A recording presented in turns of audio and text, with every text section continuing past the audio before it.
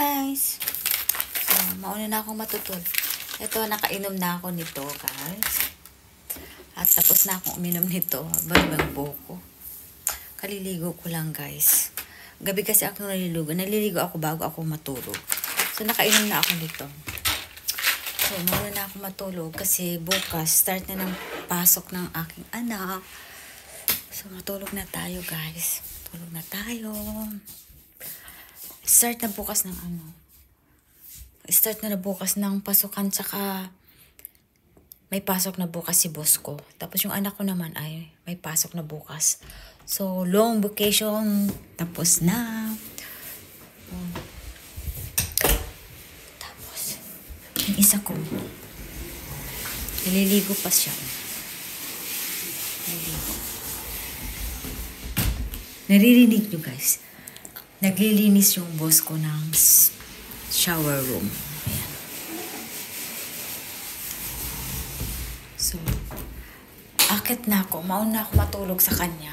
Lagi naman ako nauunang matulog sa kanila eh. At bago ako pumasok sa kwarto ko, sinicheck ko ang aking anak ko kung tulog na. Tingnan natin.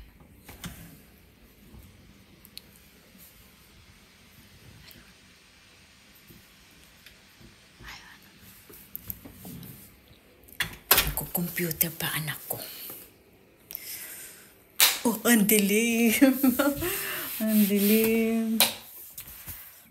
Ayun, si Rico. Andito na una na naman sa akin si Rico matulog. Ayan na.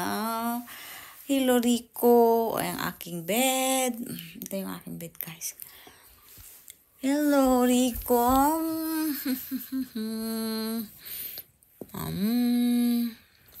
Tulog na tulog ang baby.